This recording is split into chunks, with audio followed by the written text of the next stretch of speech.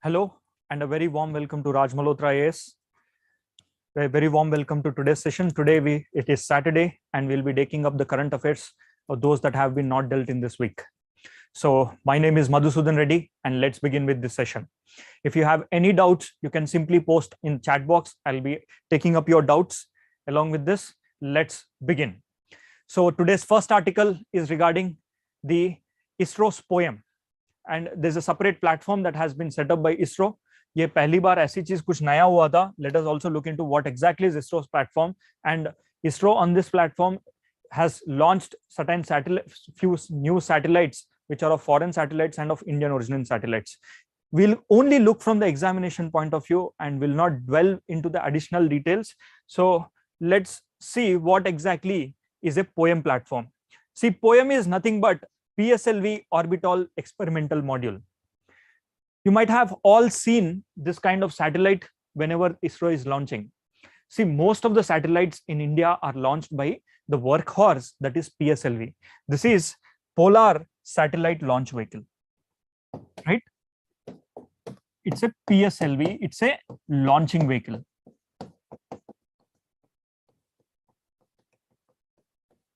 And this is called Polar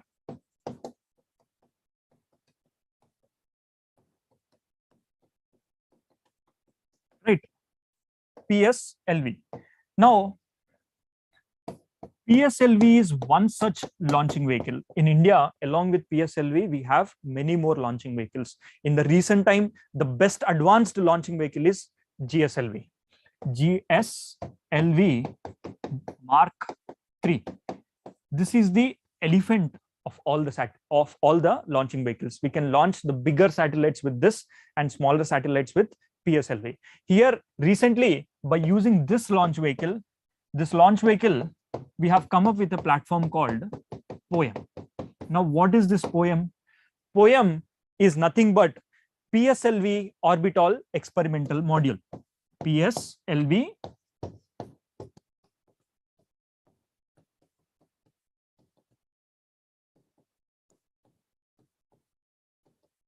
right. PSLV orbital experimental module. This is the full form of the POEM. Now, in this, what we have to understand is, in order to understand the POEM, firstly, you have to understand the launching vehicle and its stages of fuel, how exactly this launching vehicle works, and how exactly the rockets in this PSLV are taken into the space and then they are left there. So usually, any rocket that you sent into the space, what happens is that in that, the rocket will turn out to be a debris in the atmosphere or in the space. So PSLV has 4 different stages, and in these 4 different stages, 3 stages, as and when this rocket is left into the atmosphere, the 3 stages, it will be dropped in the atmosphere itself. And the 4th stage, once it enters into the orbit, Earth's orbit, there itself, it will turn out to be a debris. So for any launch of a satellite, this complete launch vehicle will go destroyed. When it will get destroyed. For this, what we have done is, in order to do certain kinds of experiments, we have introduced the concept of POEM, PSLV orbital experimental module. Now, quickly, let's see how exactly the POEM looks. POEM looks like this. It is a stabilized platform, which once it enters into the atmosphere, it enters into the space, where it also has certain experimental modules which we can do in the space. Because the launching vehicle that went into the space, it will get destroyed, or it comes into the space. It will come into the atmosphere and gets burnt off, right? So in order to understand better, firstly, what we have to know is, what are the different kinds of launch vehicles ISRO has, right? What are the different kinds of launch vehicles ISRO has? ISRO has SLV, ASLV, PSLV, GSLV, and GSLV Mark III. This is GSLV Mark III works on the cryogenic technology. It works on the cryogenic technology. But whereas all other technologies will work on solid and liquid fuels. Again, cryogenic technology, this launching vehicle has 3 stages. 3 stages, whereas the launching vehicles such as PSLV has this launching vehicle like PSLV has 4 different types of stages in their launching stages. So let us quickly look into the launching stages, how exactly your PSLV works. See, when a rocket that is fired into the air, firstly, the rocket will have different stages. Imagine this is the PSLV, right?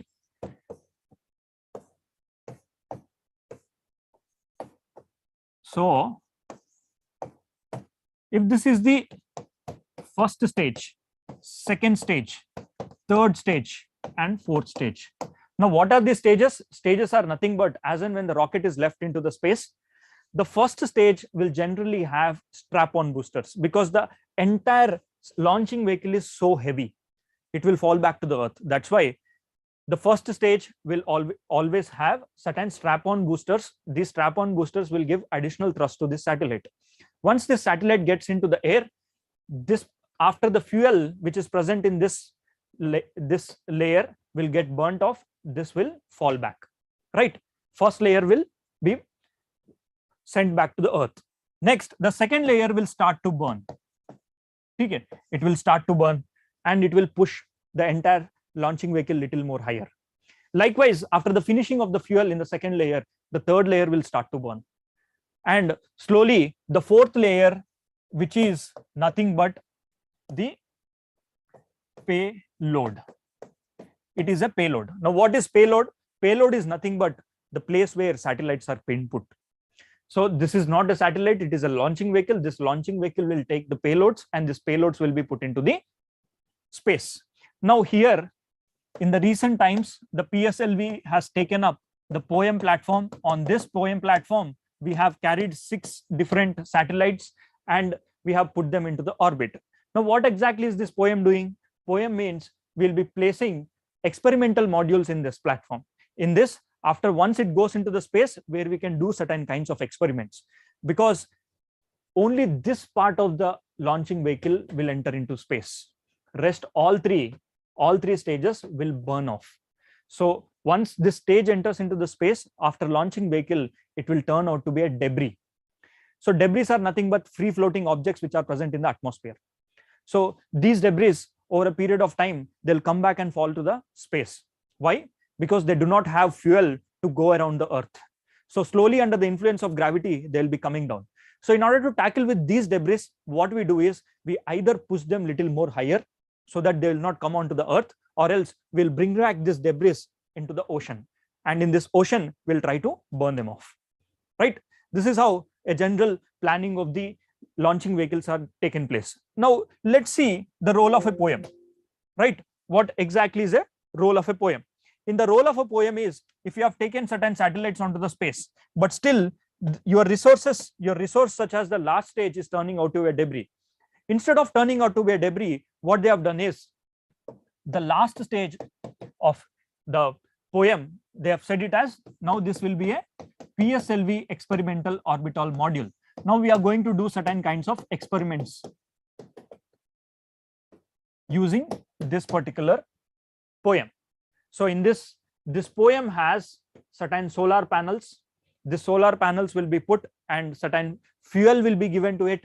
It will use this fuel and solar panels until it lasts. And by using this, we'll be orbiting around the earth. We'll be orbiting around the earth, and by orbiting around the earth, we'll be able to do certain kinds of scientific researches. Instead of turning it into debris, we are now using that debris as an useful asset. This is what is POEM. In this context, what we have to learn about is, for the examination point of view, you have to be very much aware about PSLV. You should also be very much aware about GSLV. And what are the stages in PSLV? What kinds of fuels are used? A possible area where the questions can be asked in the preliminary examination. So quickly, let's look into the stages of the PSLV and also various other launching vehicles that ISRO has.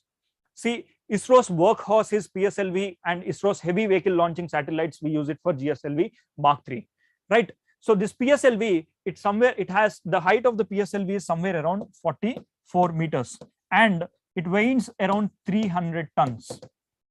But what amount of weight it can take, what amount of satellites, weight of the satellites it can take into, it can carry somewhere around 1600 kgs of weight of the satellites. That means the payload should not be more than 1600 kgs. But whereas if you look into the GSLV, the payload can take up to more than 2000 kgs, 3000 kgs also your payload can take in, double the amount of weight it can carry, right? So these are some of the important aspects. And with respect to fuel, this uses 4-stage. The PSLV uses 4-stage. In this 4 stages, there is a solid fuel stage and liquid fuel stage. You also have solid fuels, you also have liquid fuels. Now, what is solid fuel? What is liquid fuel? What are the advantages of solid fuel? What are the advantages of liquid fuel? This you have to be aware. See, firstly, a solid fuel is nothing but it looks like a candle, right? Imagine this is a candle and this candle is nothing but solid fuel. Here, if you start to burn from the bottom until you burn the entire candle, once if you start to burn this candle, or once if you start to burn this stage, you cannot interrupt this stage in between. Once burnt, it will completely burn the entire fuel stage, right? This is solid fuel. On the other side, you also have liquid fuel. Liquid fuel means where you use liquid as a fuel. Now, what are these fuels? Those fuels are nothing but HTPB. Right, I'll tell you what exactly is HTPB fuels and all, but let's try to look into the advantages of solid fuel and advantages of the liquid fuel. Advantage of the solid fuel is that it is less, it has less weight, right? It has less weight, whereas the liquid fuel, it is more heavier. For example, a satellite that need to be launched, for that we will use this launching vehicle. If this launching vehicle is so heavy because of the fuel in it, now it takes so much of energy, right? You have to spend so much amount on this, for which what we do is we generally give solid fuel which is lighter in nature, and the solid fuel can also take up the stages of the PSLV. So the first stage of always a rocket is a solid stage, right? And once solid stage is burnt, now you cannot stop this in between. But a liquid stage, once if you want to stop in between, you have the possibility of stopping this in between, right? You have the possibility of stopping this in between, right? Now, let's also look into the stages in little more detail. I have a pictographic representation which will give a better understanding to us, right? See,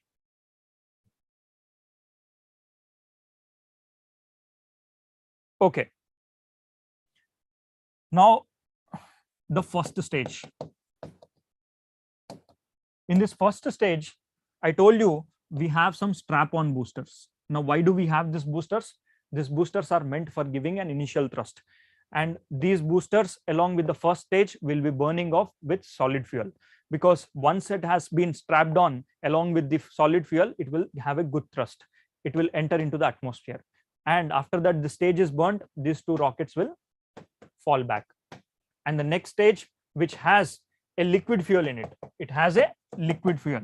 Liquid fuel generally has more thrust than the solid fuel, but we do not go for liquid fuel because liquid fuel accidents are more as compared to the solid fuel accidents that have been taken place. So based on the experience of the ISRO, we always go for solid fuel at the first stage and liquid fuel at the second stage. And finally, at the fourth stage, your payload will be kept in, and that payload will be put into orbit. Before that, what we have to understand little more about this is that the types of fuels, right? I've told you about solid fuel. Solid fuel, once fired, it cannot be in operation. It cannot be stopped in operation. Whereas a liquid fuel, it can be stopped in operation. That's the advantage and disadvantage of the solid fuel. But whereas solid fuel also has an advantage. It is less weight. It has less weight.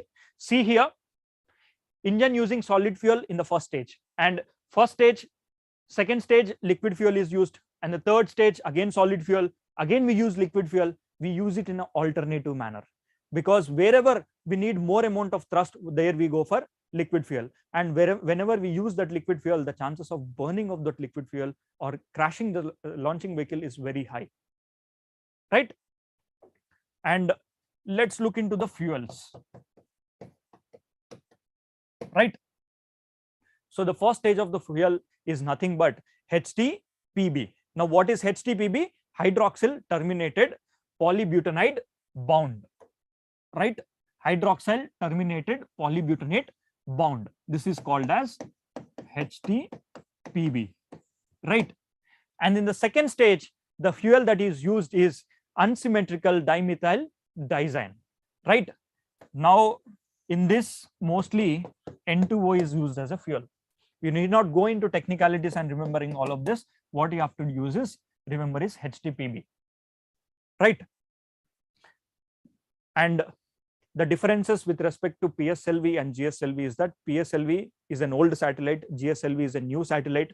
We have been able to successfully launch the GSLV satellite only in the 2001, and PSLV was in workforce since 1993. It can carry less weight, PSLV can carry less weight, GSLV carry more weight. And whereas with PSLV, the launching satellites which we have done is IRS. IRS means Indian Remote Sensing Satellites. Whereas by using the GSLV, we have launched the INSAT satellites, INSATs or NAVIC satellites, these kind of satellites which we have launched. Now, what are satellites? INSAT satellites, Indian Navigational Satellite or Indian National Satellites, right?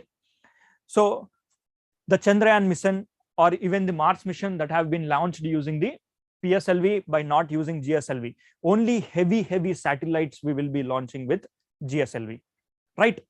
That's it with this article. And some of the characteristics that you should be aware with respect to POEM is that POEM, when it went to the space, it had 6 payloads. Now, what are payloads? They are nothing but satellites. Okay. POEM had 6 payloads. Along with that, this POEM also had solar panels. Why solar panels? Because it needs some life, right? Every object that is moving in the space, it needs to have certain fuel. And whenever there is a need, it needs to be maneuvered. Maneuvered means it have to be put little more higher. It has to be brought little more lower. If it is left like that, it will one day come to the atmosphere and it will burn into the atmosphere, or else it can come onto the earth also. It can create certain damage. For that, we need to know the life of a particular object or the space debris. So every satellite has a life. That life is dependent upon the viability of the satellite, solar panels, or the kind of fuel, for how long the fuel runs. And we are also given certain kinds of telecom features. Where is telecommand? That means if we give some commands, we can also receive some commands. That is telecom commands. Along with that, helium gas storage is also being put into it. And finally, by using the NAVIC sensors. NAVIC sensors have also been deployed on that. So the exact results of this POEM is not yet known now. What we have to look forward is we have to wait for a few more days. Only then the success rate of the POEM will be known to us. Until then, let's keep this article as an issue and learn this in the further. For the preliminary point of view, whatever we have looked forward, that itself is sufficient to deal with this article. And the second article which we are going to take up is green touch. So in the recent times, there has been in current affairs so much of news related to Western Ghats.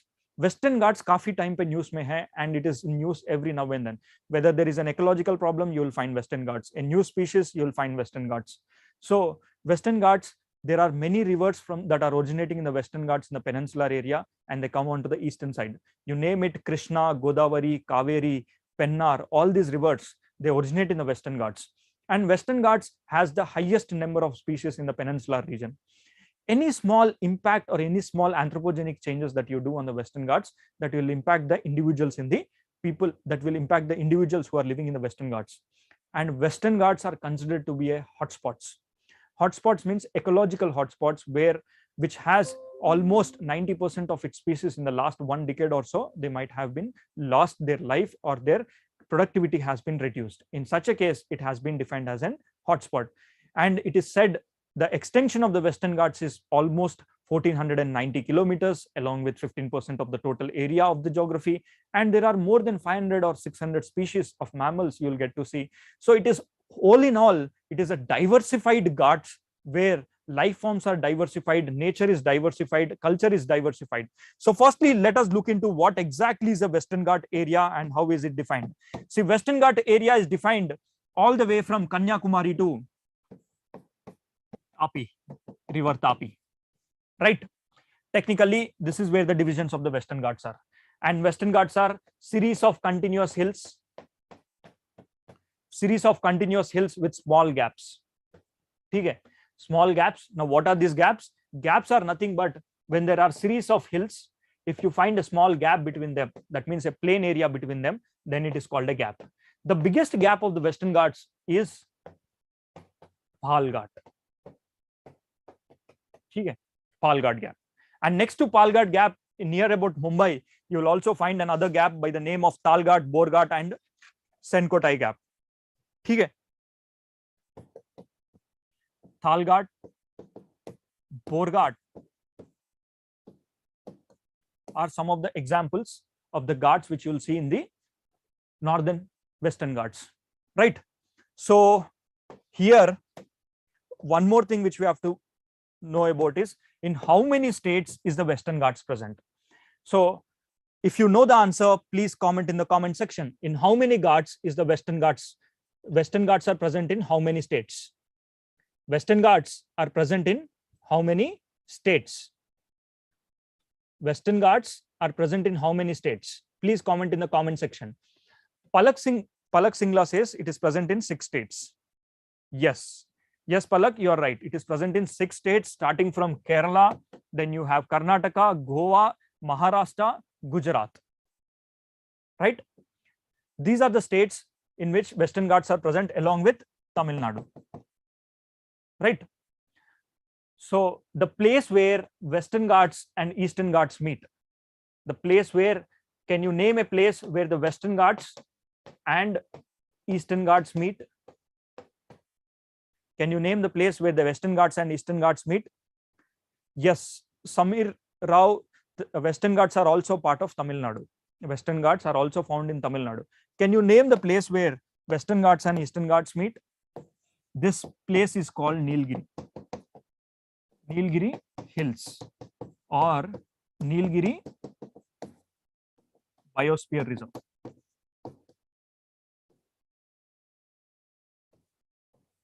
Nilgiri Biosphere Reserve, right? So this is with respect to locational aspects. But the important aspect of the current affairs here is that the Gadgil Committee and Kasturi Rangan Committee, these are the 2 committees that have been in news. We have to understand the difference between these 2 committees and what exactly they have said, and for the examination purpose, how do we have to approach?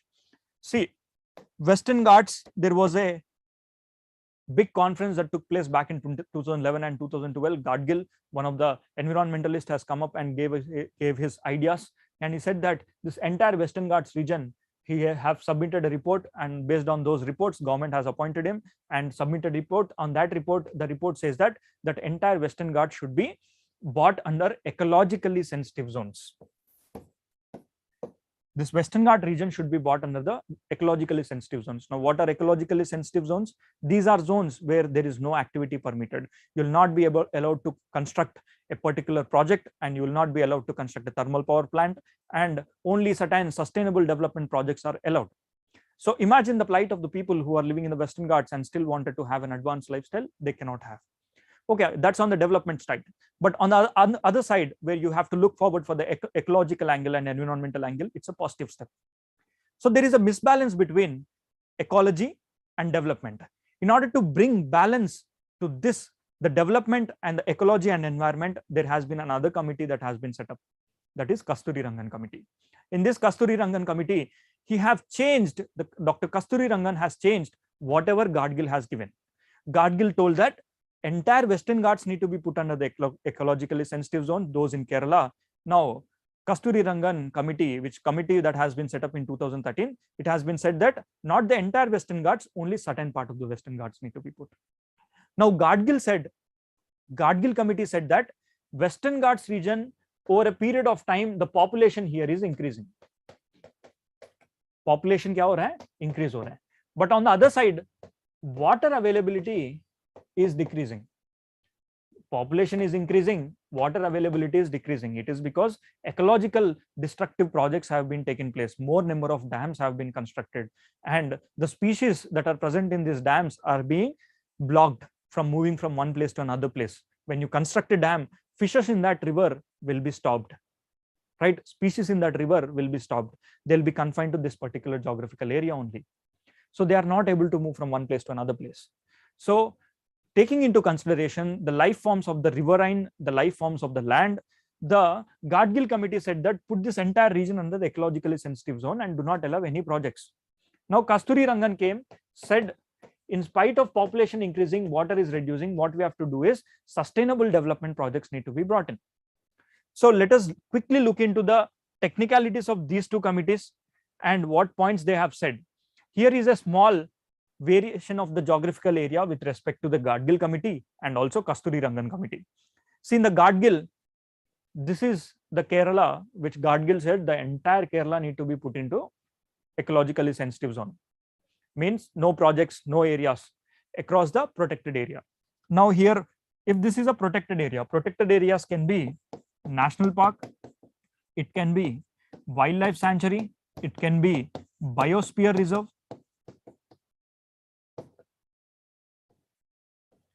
right? These are the protected areas. Now we said across these areas there should be a buffer area which should be designated as ecologically sensitive zone.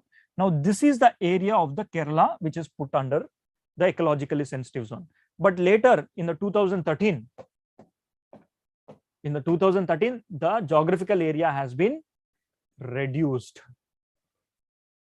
The geographical area has been reduced by the Kasturi Rangan committee. Why?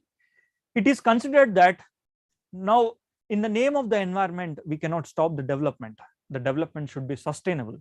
He came up with a little more different ideas. Now let's see what are the different ideas which Kasturi Rangan came up with. See, Gadgil said 1.37 lakh hectares need to be put into the area.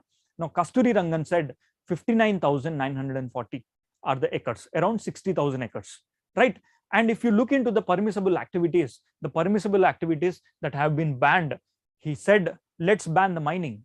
Let's also mine the activities that are meant for polluting, along with the other activities which can create pollution in that area, destruction to the soil, landslides, all these activities should be banned. But whereas Kasturi Rangan said that we should not immediately ban them, what we have to do is we have to go ahead, give them some time. Whoever have the licenses until next 5 to 10 years, let them mine. We have to stop those licenses as and when their time period is done, and we should not renew them. So let them give a buffer time so that in meantime they can get adapted, right? This is what has been asked. Along with that, thermal power projects, they have been completely put a ban on it.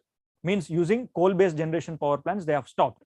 And thirdly, with respect to the governance, it is said that whatever the principles and policies that have been framed, they are always framed at the top end, overreaching governance. And by the time they percolate it to the grassroots level, the problem is that the implementation will be a hard task.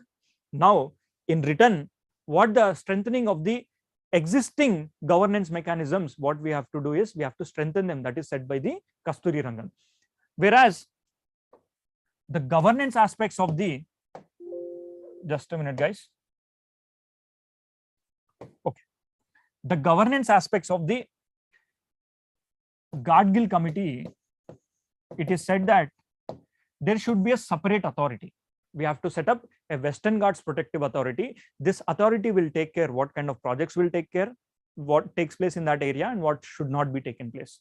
So, but whereas Kasturi Rangan said, we need not need another constitutional measure to take care of a particular region. Instead of going from the top-down approach, what we have to do is we have to go from the panchayat level. Take the help of the panchayat, and panchayat will decide what kind of activities need to take place and what need not. Give them powers there and also take the inputs. Along with those inputs, now it should be a bottom-up approach, right? Bottom-up approach means environmental friendly approach by the Kasturi Rangan. Presently, this Kasturi Rangan committee recommendations are considered to be a more sensible recommendations for the Western Ghats. And here we have to understand that the problem exactly here is the balance between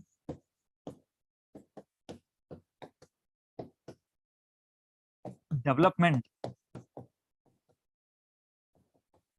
and environment. The problem here is the development versus environment. In such a kind of problems, we should not always go for blanket bans. What is recommended by the Kasturi Rangan is that instead of going for blanket bans, let's go a phased wise manner, so that people who are living in these areas, people who are depending on the mining activity, now they can adapt to the lifestyles, and they'll be getting to know that in the next 5 or 10 years, if they have to stop their mining, they'll be looking for alternative livelihoods. Species that are present, let's provide them a local measures, maybe create some corridors, species corridors, for which can move from one place to another area. So forest management should be there, that forest management should be sustainable. These are the things that have been talked about, right? And apart from that, in the Kasturi Rangan also said that the requirement of the water is also increasing day by day. So back in 2000s, the per capita requirement of an individual in that area, the per capita availability of water in that area, or the requirement for in that area, it is 634 cubic kilometers. Whereas if you look into, by the 2050, it is estimated that the population will be more, the per capita requirements will be more. It is said 1450 units of water is required.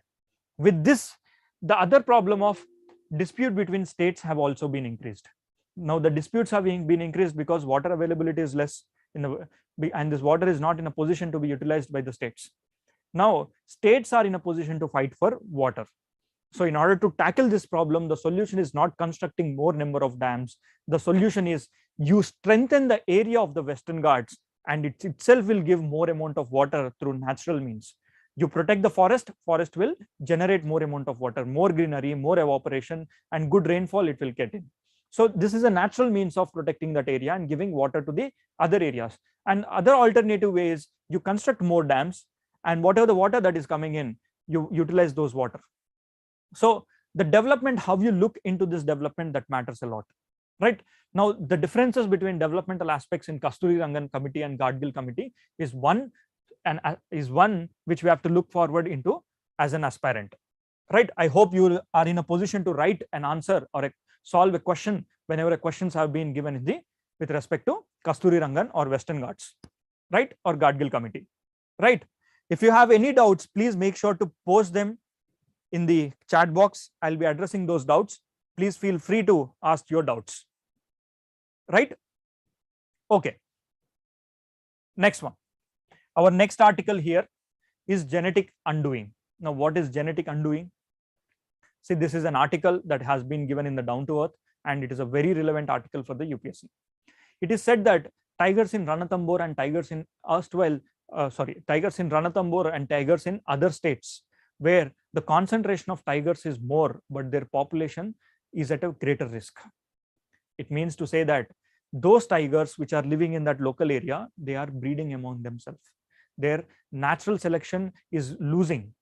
They are breeding among themselves, and their genetic diversity is decreasing, right? And I have a question here from Rahul Rishi, from where we can get this PPT. See, you can get this PPT from the Telegram channel of Raj Malhotra. Immediately after the class, within half an hour, we will be uploading this PPT to the Telegram channel of the Raj Malhotra IAS. From there, you can download, right? Okay, coming back. The article here speaks about in the Ranthambore forest, and they have done certain kinds of experiments, and they have understood that in this particular area and other areas where the tiger population is reducing because of a risk that is called genetic uncoding and genetic decoding, that is because of their natural selection process has been reduced. See, firstly, in order to understand this article, you have to understand 2 or 3 things. Number one, these are the tiger zones. Okay? Whatever you see are the areas where the tigers are demarcated. For example, a tiger that is present in South India, this cannot get into this particular area. But a tiger that is present in Madhya Pradesh, it can walk all the way into the Assam, right? And it can roam across places. But a tiger that is present in the Corbett region and the northwest region, these tigers are confined to only this geographical area. Now imagine the tigers that are present here. Suppose this is a male tiger and this is a female tiger. Their offsprings have given rise to one more male tiger and another female tiger. They gave birth to a male tiger and another female tiger. The problem with the tigers is that there is an inbreeding activity. Now, what do you mean by inbreeding? Both the male and female, who is a brother and sister tiger, brother tiger, they mate to give new tigers, mean their offsprings, right? This is called inbreeding, right? That means tiger 1, tiger 2, tiger 3, these are cubs. Again, new cubs came in, right? Now they tend to breed among themselves, or they tend to breed among the offsprings, elder offsprings. This is called inbreeding type, tiger inbreeding. In this tiger inbreeding, the mating is among themselves, because of which the genetic diversity in this area is reducing, right?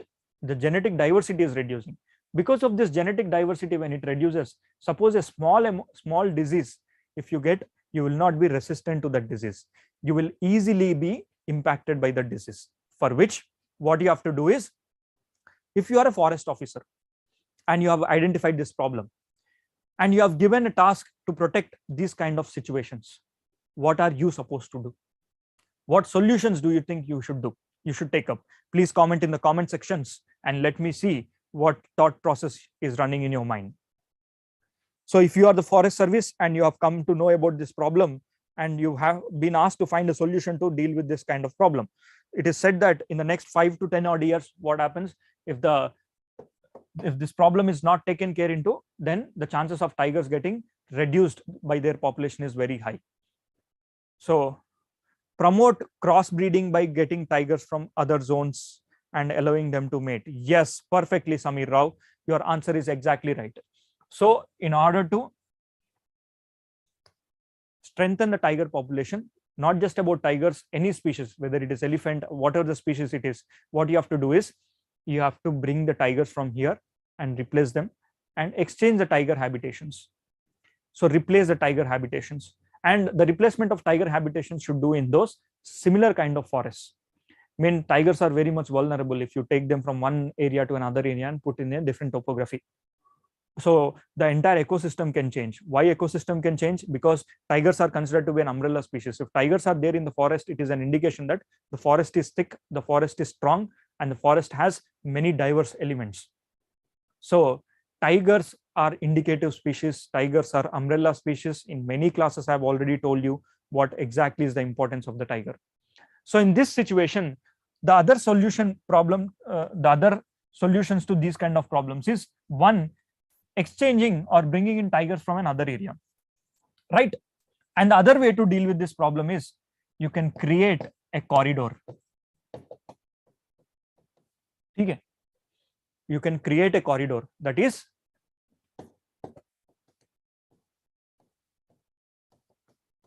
animal corridor, where they can move from this place to this place, right? Similarly, an animal corridor. But creating an animal corridor for these many kilometers, is it possible? The answer is no. It is very difficult. Only when the forest is continuous, the tigers can move. Similarly, other species can move. If the forests are not continuous, then it is a problem. That is when the tigers are confined to that particular area. It's not just about tigers, every species, right? So again, the topic here is development versus the sustainable development versus environment, right? Sustainable development versus environment. So in this context, what we have to know is, you should also be knowing certain kinds of definitions, a couple of definitions.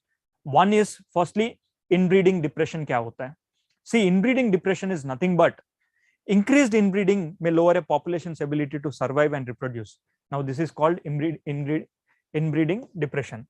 Inbreeding depression means within the population, when they start to mate among themselves, their genetic diversity will reduce. If your genetic diversity reduces, in such a case, you are easily prone to diseases and you can die very soon, right?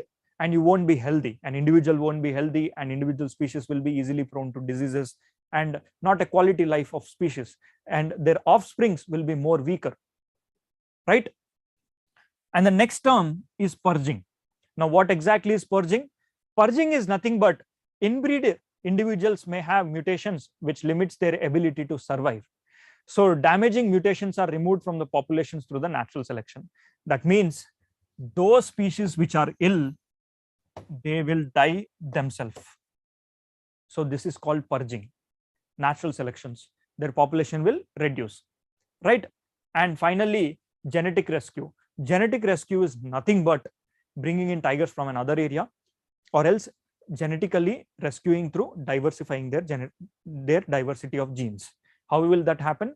By exchanging the tiger habitations, putting the tigers from a Ranthambore area towards the Madhya Pradesh area, or else bringing tigers from Jim Corbett National Park to Bannerghatta National Park. But this has to be done very so smoothly, because last time when tigers have been moved from Satkosia National Park, Satkosia is one of the national parks in the Odisha, their tigers have been moved, but tigers could not survive. They have died because their location and localities will be different. It takes tigers to adapt. It needs so much of care. Right now, which all corridors are existent in India? This is a question by Samir. See, there are many corridors, local corridors that have been present. Local corridors here means between Karnataka and Tamil Nadu, there are corridors. Between Andhra and Telangana, there are corridors. Karnataka, Telangana, there are corridors. The local corridors are there, but the bigger corridors which can connect the greater areas, they are not there. It is time for us to look forward into these angles, right? Now coming to the next article. See, this is also an important article which talks about GI tag. I hope everyone knows what exactly is a GI tag. GI tag is nothing but if a particular product is local to that area, whether it is man-made or natural, right? Whether it is man-made or natural, whether it can be food, maybe a shirt or a particular type of cloth. If it is made locally and this practice has been done since many years, then it is said to be, it is a locational specific product, and this location specific product has so much of importance. If you start to make similar kind of product elsewhere and say that this has been made here, then it is not given a tag to that location. In simple terms, you call it Darjeeling tea, right? You call it Darjeeling tea. Those tea that is grown in the Darjeeling is only called Darjeeling tea. You cannot grow that tea somewhere in Karnataka and say that this is Darjeeling tea, because Darjeeling tea is confined to the Darjeeling area, right? Likewise, Sholapur Cheppar, Banarasi silk, Kanchipuram silk, these are the geographical indication tags. Means that particular area will have a certain product, and that product is famous because it is present in that area, and that importance has been given from that product has got the importance from that area. That's why it is called a geographical indication tag. That if you tag them that this product is to this location, then it is called geographical indication tag, right? Now there is a new geographical indication tag which has been given to one of the food item, that is kai chutney. Kai chutney. If you have ever tasted this, please let me know what is. If you have ever tasted, kai chutney is one such kind of a chutney where ants, जो red ants होता है ना, red ants के through, after red ants have been filtered in, and they with those ants this chutney is made, right? And this chutney is very much famous in the Chhattisgarh area. So this chutney and Chhattisgarh and Odisha area, but Odisha has finally got the GI tag, right? Now, in this context, we have to look forward what exactly is a GI tag. I've already explained you, and with respect to the definitional aspects, if you look into, GI is primarily an agricultural, natural, manufactured product or man-made product originating from that particular location. So if I ask you, what is the difference between a GI tag and a trademark? What is the difference between GI tag and a trademark? What is the difference between a GI tag and a trademark? If you are aware, please comment in the comment section. See, a GI tag is nothing but given to a location. Okay, based on the location it has been given. A trademark is nothing but it will be given to a company. Okay, location and company, that is the difference, right? Now, which ministry gives GI tag? Which ministry in India has the authority to give GI tag, or which department? For the preliminary examination, you have to know that it is Ministry of Commerce. Okay, Ministry of Commerce and Industry. Ministry of Commerce and Industry, it will give the GI tag. There is a separate department, Department of Industrial Trade and Internal Trade. That department, it is Department of Industrial Trade and Internal Trade. It is this department that will give you the GI tag. Now, by giving the GI tag, what you will get the security that this product cannot be grown in somewhere else, and a product that has been made in that area will have a security that this is not a local product. This is not the same product. If I grow Darjeeling tea somewhere else, it is not the same Darjeeling tea, right? If I grow Araku coffee in some parts of the North India and I tell Araku, that's not the same coffee. So that is the importance of GI tag. Now, for this, we have an act, that is Geographical Indication of Goods and Regulation and Protection Act, which has been made in the 1999 to protect the trade related intellectual property rights, right? And the first GI tag in India that has been given to is Darjeeling tea itself, right? That is what, with respect to this article. Along with this, you should also know, whenever a GI tag is given, it is also registered in the Registrar of Geographical Indication, right? Coming to the next article, this is a quick article, not just a small important information. Maybe for prelims this can be used. One is Bonlo Festival. What exactly is Bonlo Festival? Bonlo Festival is a harvest festival. Harvest festival, and it is also a monsoon festival. What is this bonum? Bonum is nothing but where a pot is taken, and in this pot, all the crops that have been grown in that year, they'll be cooking in those crops, cooking in those pots, and it is considered to be the first meal of that season. That is called bonum, right? And it is widely practiced in Telangana. Okay. Cultural, from the culture point of view, it is practiced in Telangana, and it is an indication of harvest, and it is an indication that our life is going to be prosperous, as this bonum is. Bonum means they'll put a pot over the head, and that pot will have food which is freshly cooked for the first time in that season, right? This is Bonlo Festival. In which state it is? It is in Telangana state of Telangana. And the next article here we have to look into his Hornbill. Hornbill har saal news mein hota hai, but here we'll quickly look in from the examination point of view. This article is for important for prelims. In this article, Hornbill is a bird. Okay. This bird, which is a state bird of Arunachal Pradesh. It is a state bird of Arunachal Pradesh and Kerala. Right? It is a state bird of Arunachal Pradesh and Kerala for both the states, but this festival of Hornbill is celebrated in Nagaland. Their festival is celebrated in Nagaland. Their status is not endangered. It is not endangered. But what we have to know here is that this separate tribe which is present in Nagaland, they take these feathers and they take the pride from the tribe. The tribe take the pride from this bird, right? And that, in order to honor this bird, a festival that is celebrated in Nagaland, that is Hornbill Festival, right? Along with this, you should also know about the location. Kahan pe ye bird milta hai? It is you can see that bird in India, Bhutan, Nepal, and mainland Southeast Asia and Sumatra, right? It is also found in Sumatra, Bhutan, Nepal, and mainland Sumatra. Along with this, in India, you will find in Kerala, especially the deciduous forests of India, you will get to see these birds, right? That's it with this article. And this is the festival of Hornbill. How the festival of Hornbill will be celebrated, you can get to see here, right? Clear? If you have any doubts, please make sure to post in the comment section so that I'll be addressing every now and then, right? Okay.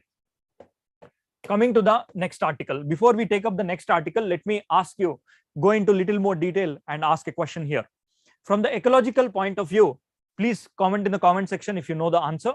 From the ecological point of view, which of the following assumes importance is in being a good link between the Eastern Ghats and the Western Ghats? Which of the following will be acting as a good link between Eastern Ghats and Western Ghats? Please comment in the comment section. A. Simran says A. Palak says A. Let me wait for others too.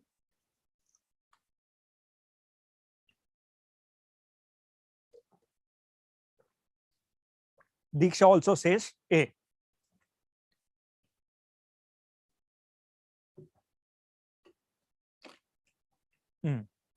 Yes. See, Nallamala forest is in AP. Nagarhole is in Karnataka. Seshachalam and Satyamangalam tiger reserves. Satyamangalam tiger reserve is the answer. This is a UPSC previous year question. This is a UPSC previous year question, right? In this context, let's move a little more forward here. See, 6-day wildlife monitoring exercises begins in Satyamangalam Tiger Reserve. In the Satyamangalam Tiger Reserve, every year, not just in this particular reserve, any forest area, they'll go for pre-monsoon and post-monsoon surveys so that they can understand what are the kinds of activities that are being taking place in that particular forest area.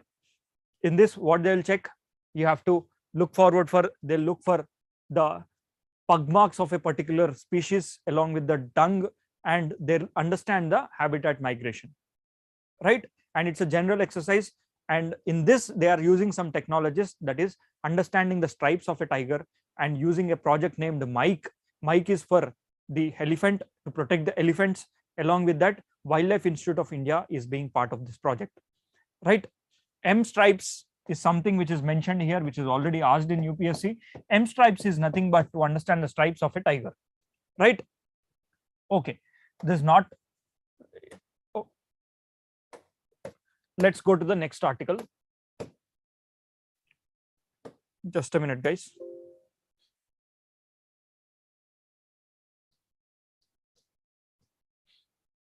See, our next article is related to vaccine, and here there is one species which you get to see in the news very recently, that is horseshoe crab.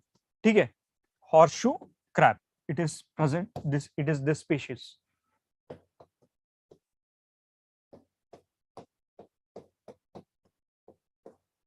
Or horseshoe shell.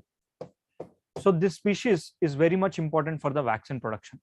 Now you might be wondered, if you have ever been vaccinated at one or the other point of time, you are indirect or indirectly in contact with this species. You know why? It is because the species which is named horseshoe crab, they will have a blood which is blue in color. Okay. Their blood will be taken and sucked into bottles every year, and the crabs will be left back into the ocean, right? And where they are found across the Indian Ocean, eastern part of the Indian Ocean, and some parts of the eastern part of the Atlantic Ocean as well. They will be caught, hundreds and thousands and millions of these crabs will be caught. Their blood will be taken and they will be sent back. Now, why do we need their blood? We need their blood in the vaccine production testing. Earlier, when a vaccine is produced, and to ensure that the quality of the vaccine, what they used to do is they used to give that vaccine to a rabbit. And rabbit, if the blood is clotting in the rabbit, it means that there is some kind of contamination in that vaccine. So immediately the rabbit dies. So in the recent times, that is not considered to be a viable kind of practice, killing species. What we have gone in for is this kind of using of this blue blood to identify the contamination. In this endotoxins, the term endotoxins. Endotoxins are nothing but those toxins which can be identified by using this blood. Okay. The vaccine, when it is reacted with this blood, they will have certain kinds of reactions. Now, this is any small amount of endotoxins are there, this blue blood this blue blood will identify. So in all the manufacturing units of a vaccine, certain amounts of this is used, and that is being inoculated with this blood. If at all that blood clots, it is an indication that the vaccine is contaminated. Now, in the recent times, the vaccine production units have been increased because of COVID, and other vaccine production units across the globe, there have been increased. For that, the production unit of the blood, the productions of the blood are the same. The number of crabs were the same. So it is said that the crab population have been reduced over a period of time, right? Their population of the crab population have been reduced over a period of time. In this context, let us quickly see what exactly the endotoxins are. See, the endotoxins, in order to detect those endotoxins, the blue blood of the crab will have a special clotting agent that is called lal clotting agent. It is called lal clotting. Now, what is lal? Lal is nothing but Limulus amebicite lysate. It's not technical. I never have seen UPSC has been asked. So what you have to understand is that there is an agent which will identify the endotoxins which are harmful for the human beings, right? So these kind of activity can be seen by using this horseshoe crabs. Clear? This is mostly a prelims related article, and if at all you can quote while writing a mains answer, that gives a value addition to it. Our next article is regarding Kaveri River. So in the recent times, you can get to see multiple articles regarding Kaveri. A Kodagu Dam was in news, Kaveri news. Kaveri is quite some time it is in news, for which we'll quickly look into the origins and in how many states it passes through. Kaveri River originates in Western Ghats, right? We have dealt in detail about the Western Ghats, and I've told you the water availability in the Western Ghats is reducing, and Kaveri River, one of its dam, acts as a water base of the water for the Bangalore. So Bangalore population is increasing, so the number of water availability in the Bangalore is reducing. So that brings a pressure onto this river, because of which this river is at a stressful condition. Now Kaveri, it originates in Western Ghats in the name of Talakaveri, and it passes through 3 different states. The catchment area is in 3 different states: Karnataka, Kerala, and Tamil Nadu, right? This is, and finally it enters into the Bay of Bengal. A broad overview map of this, and in the Kaveri you'll get to see a couple of big projects in the name of Krishnaraja Sagar, Metru Dam, Kabani is also a tributary, Erode. So these are some things which you'll get to see. In this context, what we have to understand, the dispute between Tamil Nadu and Karnataka is Kerala, is that number of construction of the dams. So while if you look into the number of dams, Tamil Nadu is opposing for the construction of a dam in the Karnataka region. If you look into the Kaveri River and the number of dams, see here, the dots in yellow color are considered to be dams. Yellow color dots, if you see, they are considered to be dams. Now, until here, it is the Karnataka. Okay? It is Karnataka. Once it entered the Tamil Nadu, look at the number of yellow points. Yellow points are nothing but dams. And look at the concentration of dams in the deltaic region near about. And as it entered Tamil Nadu, there are more dams that have been constructed. Now the length here is somewhere around near about 800 to 1000 kilometers, right? So in this stretch, there are no dams, not many dams that are constructed in the upper riparian state. So the river that is originating will originate at 1276 meters height, and by the time it comes, it will be almost till the sea level, right? It is the same river where there is a dispute that is happening between Tamil Nadu and Karnataka, stating that you are not supposed to construct a dam above. Now, what happens if you construct a dam above?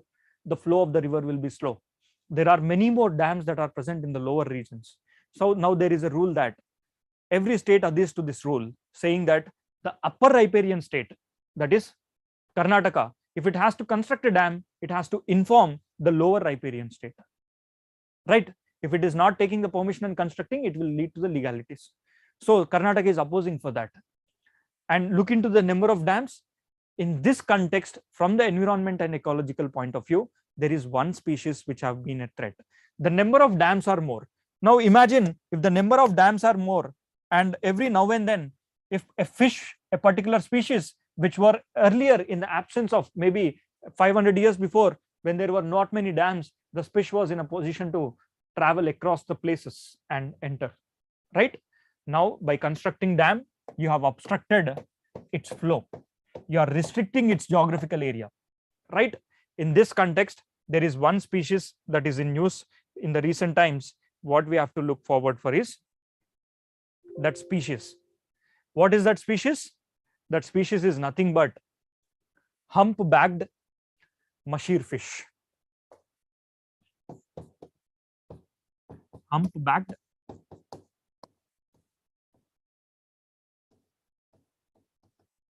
mashir fish, right?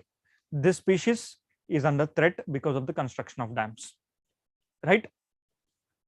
Along with this, you should also know the tributaries of Krishna, tributaries of the Kaveri River, and some major projects that are present on the Kaveri River. And one more important fact is that one of the oldest dams across the world are present on the Kaveri. During the time of Chola period, there is one dam, that is Kalani Dam, that has been constructed. It is on the river Kaveri itself. So what you have to look for the preliminary angle is that maybe chances are that these kind of facts can be thrown into your examination, right? And finally, let's look into the tributaries of the Kaveri River and some major projects. So let's see the tributaries. On the right bank, see, if a river is traveling in this direction, the right side is, you have to look into the right side. In the traveling direction, you have to look towards right, and in the while on the left side, it is towards your left. In the traveling direction, you have to look to your left. That means the direction is, the river is from in this direction, right? This is the river. So the right bank tributaries, which includes Lakshman Tirtha, Kabani, Sharavati, Bhavani, Noyal, and Amravati, right? Lakshman Tirtha, number 1. Number 2, Sharavati. Number 3, it is Kabani. These are some of the important tributaries. Along with this, you also have, fourth one, you also have Noyal and Amravati. So some major projects here are Krishnarajasagar Dam, Sivasamudram Falls, Hoganekkal Falls, and the recent current affairs dam, which is called Mettur Dam. This is also on the river Kaveri. So that's why Kaveri, every now and then it is in news. So it becomes very much important. On the left bank, you can see Hemavati, Shishma, and Arkavati.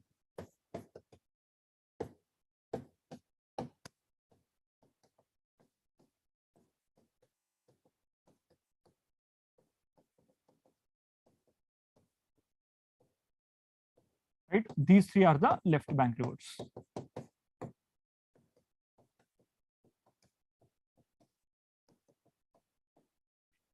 Right? That's it with today's articles. And if you have any doubts, you can directly message me. This is my contact number. I hope I have added some value to your preparation. And if you do also think so, please make sure to attend the classes every weekend. And along with this, we at Raj Malhotra IAS, we are going to start with all the optionals. From 15th and 16th, you are most welcome to attend the demo classes, which will be available to you.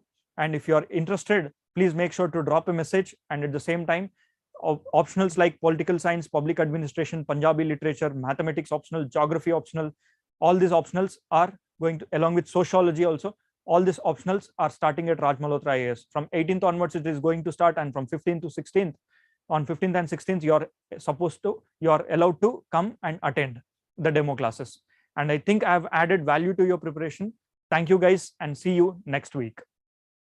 The PPT will be available on the Raj Malhotra Telegram channel in the next half an hour.